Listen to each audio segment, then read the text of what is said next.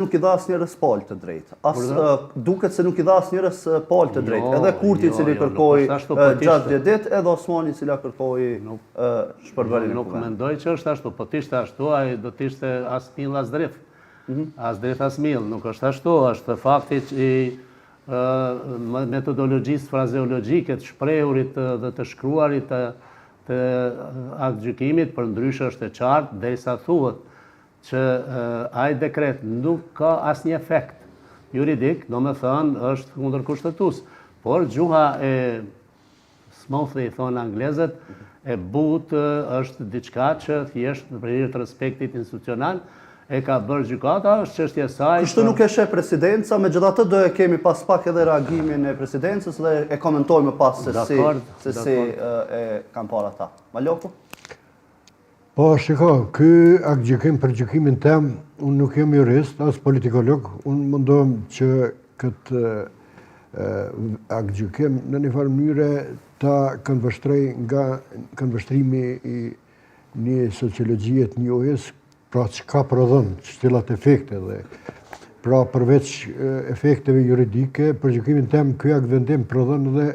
reperkusione apo efekte apo pasoja të themi kushtimisht tjera të cilat në një mënyrë, jo vetëm ky vendim, por edhe gjitha vendimet për gjykimin tem gjitha aktgjykimet e gjykatës kushtetuese në një fakt, në një farë mënyrë për gjykimin tem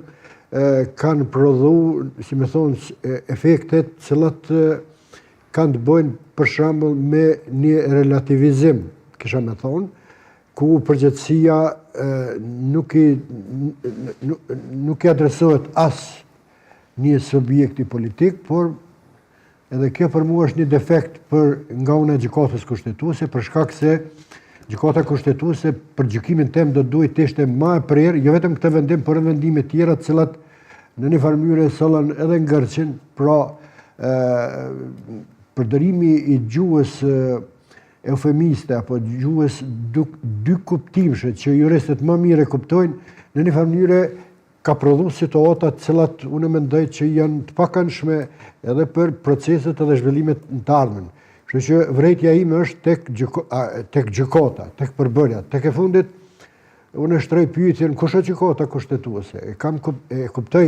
që subjektet politike kanë rezervat të japin, të adresojnë këto gjykime, por unë bëj pyetje publike, kush është gjykata kushtetuese, kush janë ata njerëz, pse bien vendime dy kuptimshe, pse nuk janë decidimet prerë. Tani do ta diskutojmë në rast se këtë herë ka qenë mjaftueshëm vendimet të cilat janë të rëndësishme, sidomos për proceset dhe zhvillimet të cilat profesor Milazimi i din më mirë, edhe efektet të cilat i prodhon kjo. Unë kam identifikuar ca për efekte negative të cilat aktgjykimi i këtij fundit, po edhe aktgjykimet e mëhershme, duke mos qenë të prera në një farë mënyrë kanë prodhuar dhe kanë me prodhu efekte negative. E qartë. Koci, a ishte mjaftueshëm e qartë të herë gjykata